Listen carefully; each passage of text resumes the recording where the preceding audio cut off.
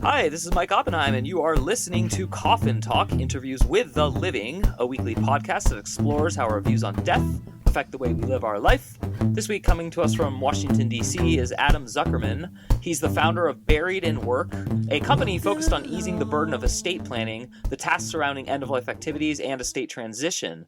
He's an Eisenhower Fellow, an attorney, an MBA, and has a background that spans multiple industries, including finance, consumer packaged goods, clean energy, and media, and I'm excited to talk to him about a lot of things, but most of all, estate planning and all that. So, Adam, welcome to the show. Glad to be here. And we always ask everyone, how old are you, where did you grow up, and what generation, if any, do you consider yourself a member of? All right, I am 44. I grew up just outside of Washington, D.C. in Maryland in a town called Potomac, which is Montgomery County, if you're familiar with the area. I am at the very tail end of Gen X, born in 1980, which is kind of weird because I am both an analog and digital native, which I think you can probably relate with. Yeah. Strange how you used to go places and say, I'm going to be there, and your friends would leave without you if you didn't show up on time. Yeah. Accountability is absolutely in the wayside. And yeah, I'm pretty much the same age. I'm 81, so who cares? But yeah, it was nice when your parents couldn't find you when you were a kid. They trusted you to go outside and come back when it got dark. Different times we live in. Yeah, I was telling you on the pre-call, like a lot of my friends from college, from the DC area, RVA and Bethesda, Silver Springs. So have you stayed there your whole life, or did you leave for a bit to get your MBA or anything like that? No, I've moved around a bit. I spent time in Miami. I spent 7 years in St. Louis. I worked in California. I've worked in New York. After law school and MBA, I came back and ended up working at a hedge fund, which is a strange time to come back into DC. It was 2007, so right when the financial markets were taking a hit. Yeah. But I was very fortunate to be where I landed. The fund actually grew in size from $250 million under management to $1.2 billion while I was there in just a few years. Damn. So kind of cool. Strange. Yeah. What stage of your career and life did you get into estate planning? Late stage, actually somewhat recently. My father passed away somewhat unexpectedly last year. He was over at my house and said, Adam, I'm tired. And it's not really a great thing for him to say because he had leukemia about 7 years ago now. So I donated bone marrow to him. We got some extra time. But it came back once. They put it back in remission. It came back a third time. He went to the doctor's office and shortening things up a little bit. He went to the hospital on a Thursday, and 12 days later he passed. So it was out of everything that happened really quickly that Buried in Work was born. And now I find myself doing this full time, which is rewarding and challenging, and it's nice to see us helping a lot of other people around the country. I mean, that's beautiful. I'm, again, very sorry for your loss, and that's very dramatic and traumatic, and that sucks. But it also is part of why this show was birthed, is to help bring awareness. I know it's like the silliest thing in the world, but to bring awareness of death to Americans specifically, because our culture is just bonkers about it, in my opinion. And I'm not saying that in a derogatory way. I just think we really don't tell children a lot. Like even yesterday, my mother-in-law slipped and fell, and she was in the ER, and I elected to not tell my daughter she was in the ER because I don't want to deal with trying to explain to my 2.5-year-old the concept of death and life and her grandma and fragility and all that. So I felt like a coward, but I was also like, that's probably a decent parenting move. But yeah, I think what you're doing is really cool. And also I think it's kind of going against the grain with your accreditation, being an attorney, having an MBA, working in hedge funds. I mean, that's a pretty bold move to start your own company that's, like, in my opinion, somewhat altruistic, if not fully altruistic. So do you have any comment on that?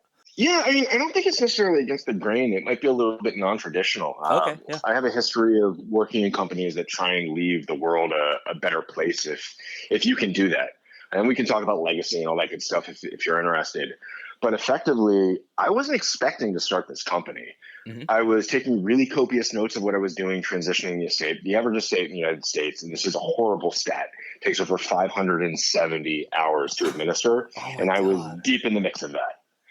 And when I was keeping track of everything, not only for me, but for my mom, for my sister, so they could understand what was going on, I met with my mom's financial planner. And at the end of the conversation, she said, this is the most comprehensive transition I have ever seen. You have to give it away to other people. So I know how to code a little bit. We threw up a site on Squarespace plugin, or free plug for them, for Squarespace. And lo and behold, after posting on Facebook, on Nextdoor, on LinkedIn, just to see what would happen, we had 10 or 12,000 hits and visits to the site in a matter of days. And from there, it was, oh my goodness, people actually need this. This resonates. And we've learned a lot of statistics that I can talk about if you're curious. But this impacts everybody. The number of people getting older is rapidly increasing because the boomers before us. And if we can do something that can help people, and as my best friend said, that knew my dad really well, there is nothing that would have made Andy happier knowing that you are helping people making money off of his death.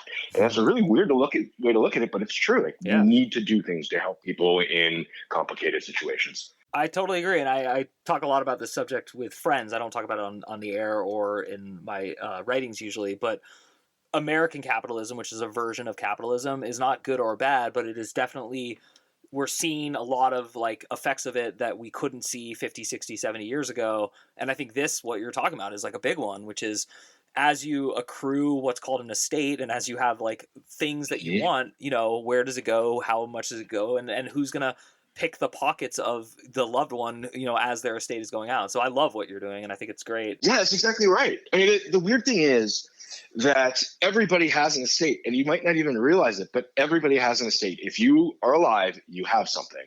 And the question is, what are you going to do, and how are you going to leave the people that come after you to deal with that situation? So a lot of people in the United States say, oh, I have a will, I have a trust. That's great. Actually, only 1/3 of Americans have it. But that just is one tiny portion of what you need to do. If you are leaving your wife or your spouse or your kids with your estate, do they know how to pay the bills? Do they know what the problems are? Do they know who needs to be paid? Do they know where your assets are? Do you have hidden assets anywhere? Do they know what you want at your funeral?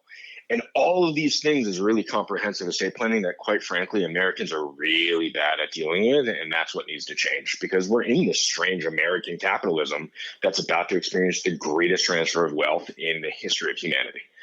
Wow, well said.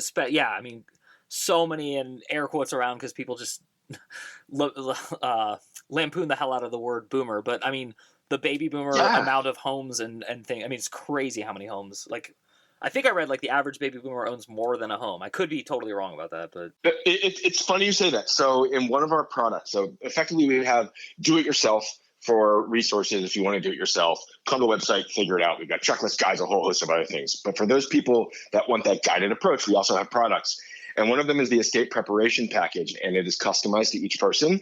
And we ask, how many properties do you have? And it's really sad in some ways, but great for the boomers, where people our age are saying, I have one house or I rent my house. And then the boomers are like, please provide enough details for 7 cars, 4 houses. It's like there's such a statistic of wealth disparity between the age groups, and all of that's going to shift in the next 20 years as people pass on. It's crazy. And it's crazy because I'm not at all getting into politics, but this election with 2 octogenarians running against each other, and, you know, 4 years ago they were, the big conversation was they're about to be octogenarians. It's just funny to me because this totally ties into this, which is there's a big drop coming and everyone knows it, both that generation and ours. And it doesn't matter what your philosophy is on like goodness and badness and morality. People age to a certain amount, and then, you know, most likely they're going to die. And so it's interesting because this podcast is a good vehicle to talk about this. But what I find mind blowing is that if you and I met and started talking about this, we'd kind of be hushed. It wouldn't be like, it would be a little rude. You know what I mean? Mm-hmm. What is it like? Because I assume people approach you through the website, but even so, do you still meet people who are like a little abrasive to you because they're like, you represent death of a loved one to them? Does that make sense, my question? Yeah, it does make sense. I haven't had that experience directly, and in fact, I've had the exact opposite. So awesome. Since I started this, literally almost every single day, I will have at least 1 or 2 people reach out to me and say, this is happening, what do I do? And it can be, I'm sitting in an emergency room and the person next to me is saying they don't know how to close down their relative's Amazon account. Can you help them? Or my mom hit her head and is in the hospital. But when people are coming, it's because they see that there's a need here. This is one of those topics that, because it is so present, that when you start doing it, you start hearing it. So the analogy that I would like to draw for a lot of people is kind of like, there are ads everywhere for mattresses and tires, but until you actually need a new mattress or a tire, you just mute the TV.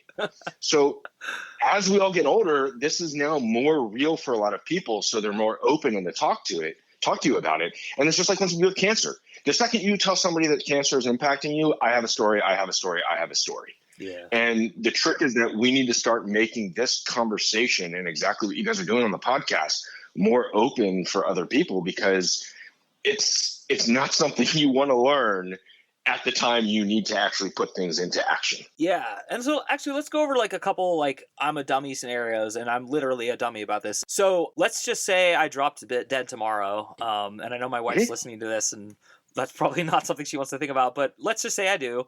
I have 2 children with my wife, and I have an ex-wife who I do not pay alimony to, but I do pay child support to, and my son lives with her in another country. What would happen? Like, what is like the like, would my money get divided between my 3 children? Would my wife become responsible for my child support? I know it's probably state to state, but can you kind of walk me through the landmines plural that I'm dealing with as I don't have an estate plan? I will give you the very quick abbreviated version. You cannot do this in 2 minutes, 3 minutes, because there's a lot to it. But high level, you're right. It is jurisdiction specific.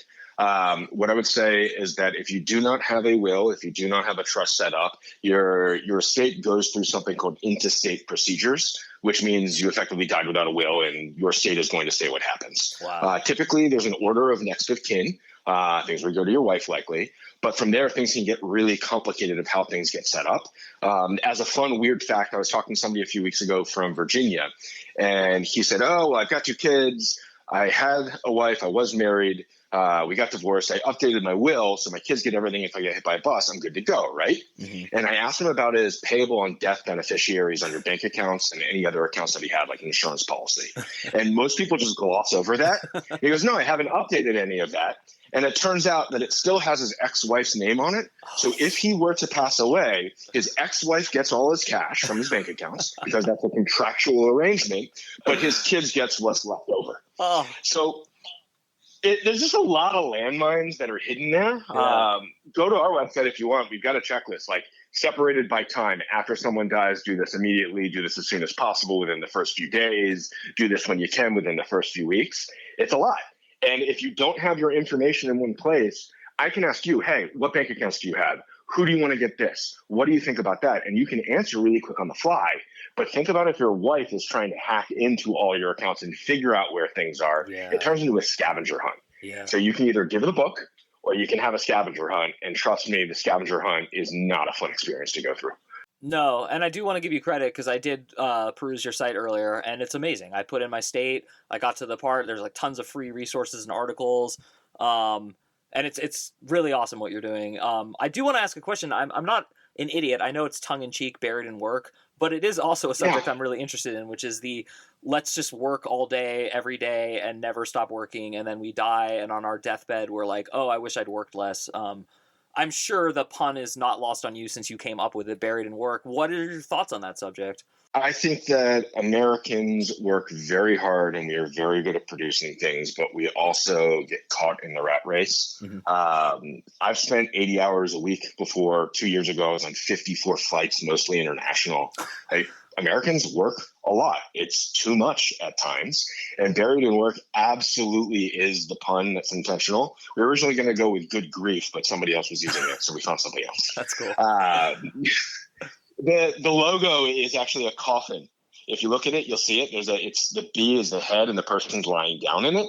Oh, cool. And we're trying to have some fun with the brand, because we need to have fun with this topic, because if not, it's just really depressing.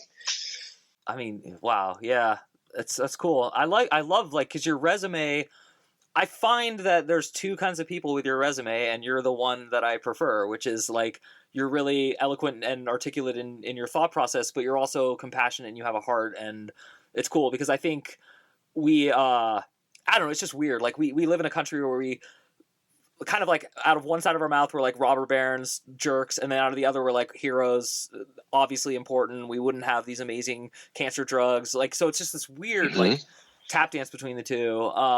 I do want to get into your philosophy about death, but before we go there, I'll just hang on the subject a little bit more. Where would you like to see our culture go, like, behind the scenes with this? So, like, would you prefer that the legislation gets simplified, or do you think it's good the way it is?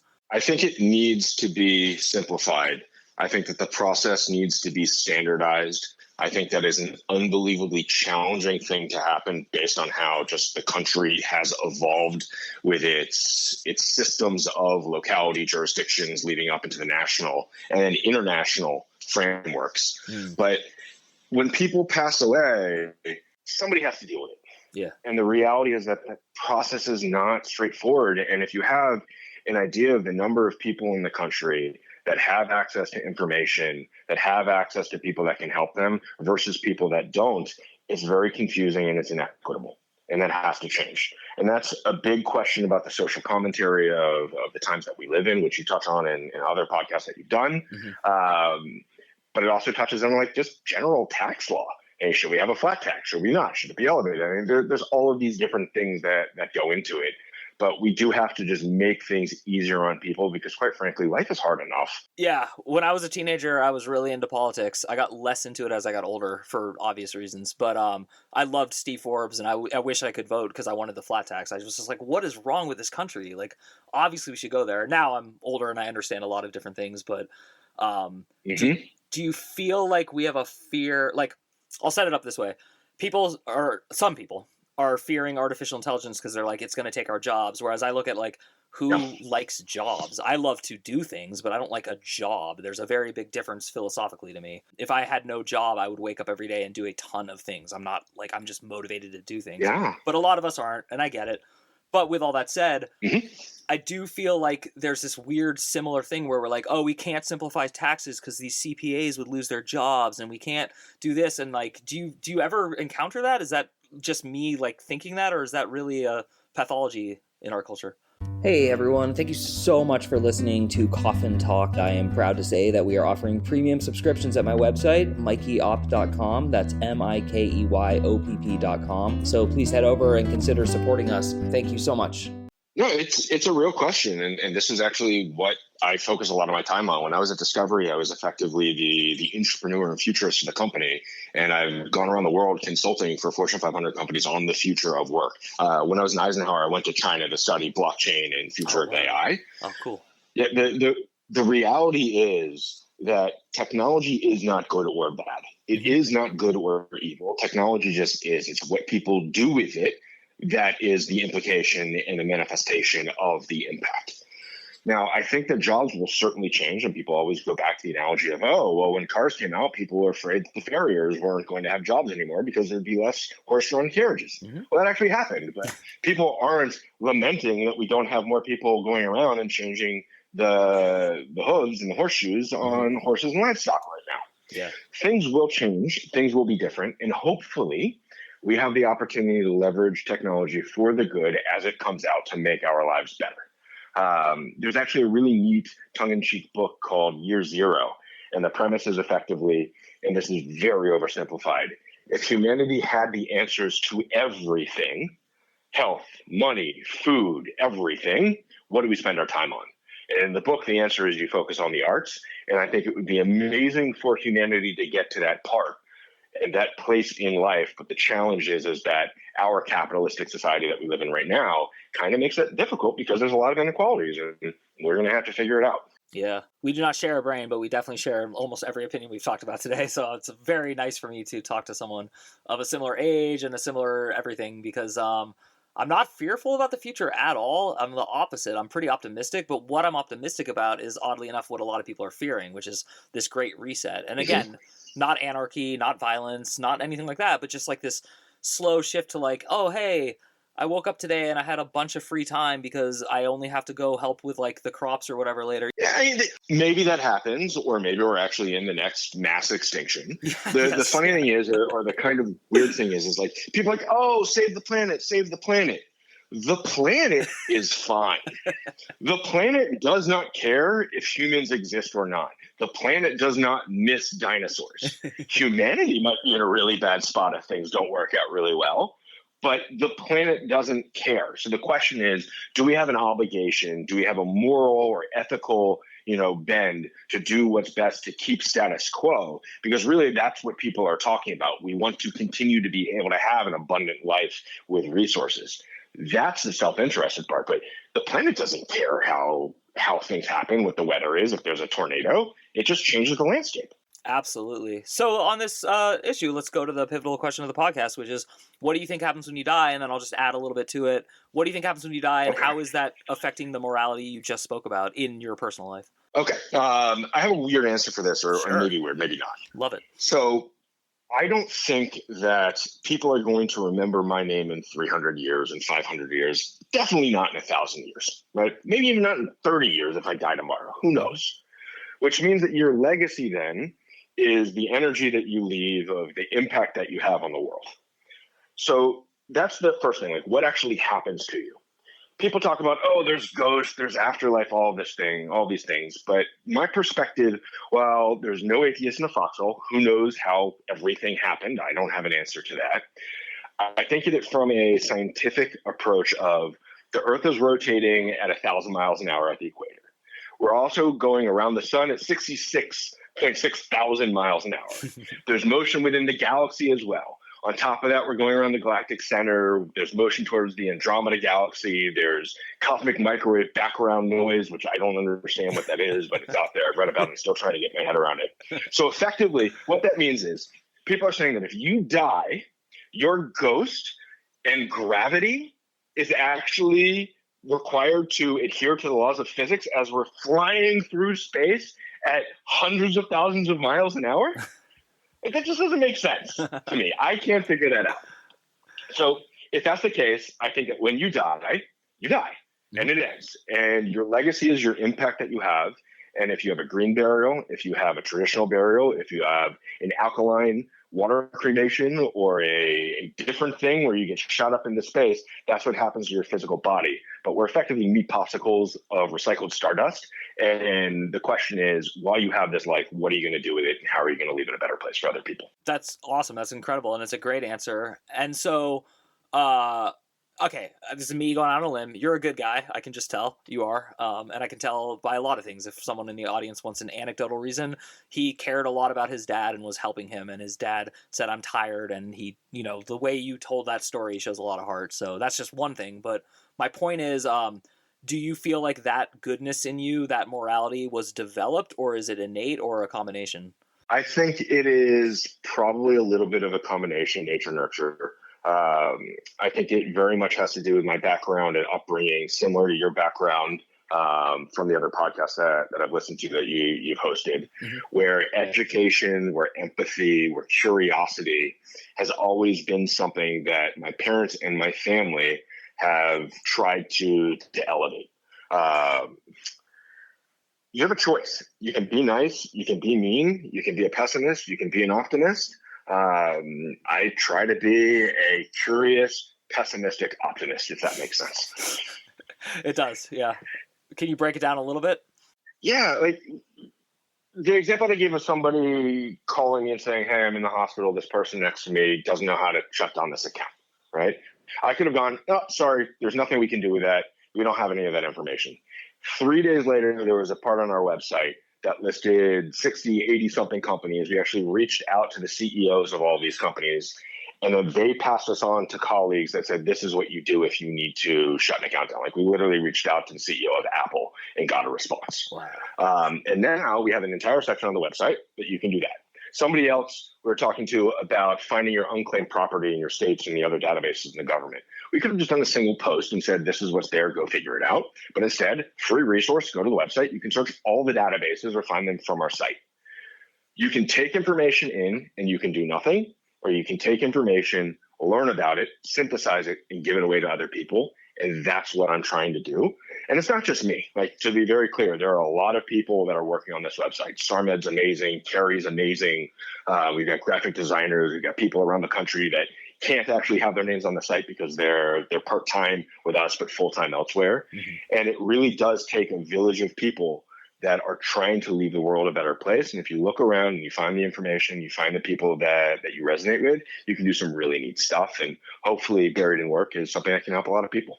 Awesome, man. I really appreciate it. I have a couple quick questions, and my questions are quick. It doesn't mean your answers have to be. Yeah. First one is, when you mentioned your Eisenhower Fellow and the work, I'm just curious, can you speak a little bit to our American audience about your experience in China, and not about business and AI and stuff, but like encountering their culture and like how different or similar are we? Yeah. Oh, I love it. Okay. So, for people that don't know, Eisenhower Fellowships is a private nonprofit organization that was created in 1953 by a group of prominent American citizens to honor President Dwight D. Eisenhower for his contributions to humanity as a person, as a soldier, as a statement, yada, yada, yada, statesman. The program brings foreign career leadership individuals to the United States, and then we have exchanges vice versa. And I was very fortunate to spend a month rather. An hour would have been very short. A month in China visiting 8 or 9 cities over the course of 30 days. And what I found is that everybody that I spoke to, and always remember to speak in absolutes, always remember to never speak in absolutes, was curious. We had a guide that was with me. She would translate for me. So literally at 2 o'clock in the morning, I could walk around a city and I could just stop somebody and say, hey, I'm an American. I'd love to chat with you and learn about their background. I've been very fortunate in my life. I've traveled to 38 countries, almost all 50 states. And it's a privilege to do that in the sense that only 40% of Americans, and this is something you can talk about later, actually have a passport. So how are we the leader of the free world if more than half of us have never left the country, right? Now, granted, Texas is the size of Western Europe, so there's a whole thing there. Like, we are Europe in our own size. Yeah. But what I think is that when you travel around, when I was in China, when I've been in other countries, other areas, meeting people, talking to them, sharing their food is a fantastic way to get to know the people in the country. And generally speaking, no matter where you are, you get what you receive and you give what you receive. So if you give warmth and you give curiosity and genuine interest, you're going to learn some really, really fun things that we can have a different conversation about later. That's awesome. And this is the second to last question I'm going to ask, and it's kind of a twofer. And I mean, let me just for a second, because I breezed through my response to that. That was incredible what you just said. And actually, I think I should slow down a little bit and let people digest it, because there's so much animosity in every culture when people don't meet and interact with each other. And there's none, again, speaking in absolutes, when people do. And I taught ESL for 10 years and I've lived in Thailand and traveled to 30 something countries. And it's just incredible. What you said is very true. So thank you. And I completely agree. And I have not been to China, and that's why I was very curious. So I loved your answer. Yeah, when you travel, like, don't eat at the hotel. Go find something local. Like, don't go to all of the tourist spots. Ask somebody that works at the tourist spot, where do you go when you're not working?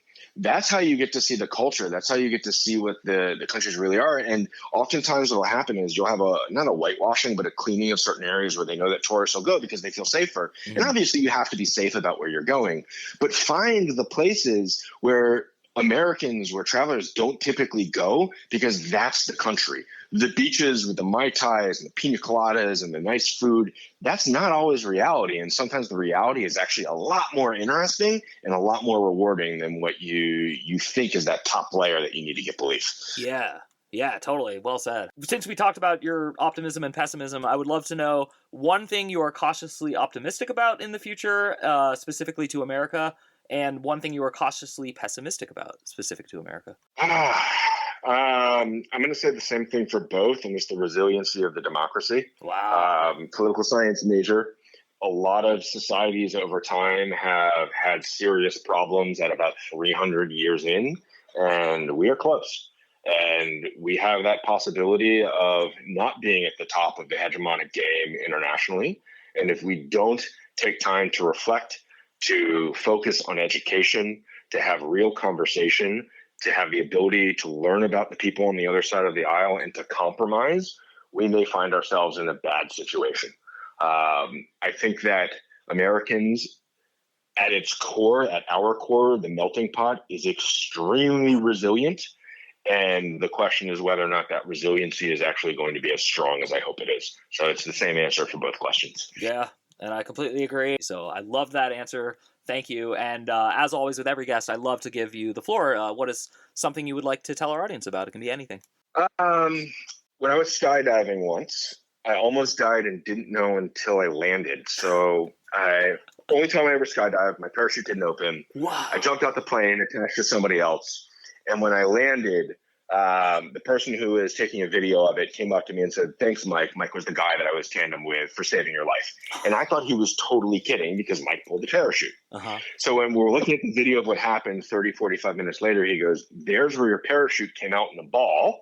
And here's where Mike is reaching back to start to get to the reserve chute. And right when he was about to pull the reserve, your chute actually caught air and you guys came down." I had no idea any of this was happening, right? So a complete near-death experience. I later found out that somebody died at the place that I was skydiving at like the week before or the week after. It's years ago, so I don't remember which. Also like a parachute malfunction. And the thing is that I want to point out there is not the fact that I had a near-death experience, but that you can be so close to something and have no idea that it's even happening. Keep your eyes open, talk to people, learn new things, because you have no idea what's going to happen to you, when it's going to happen, and the really exciting things that are happening around you. And if you keep your head down and only look at your phone, you're going to miss it.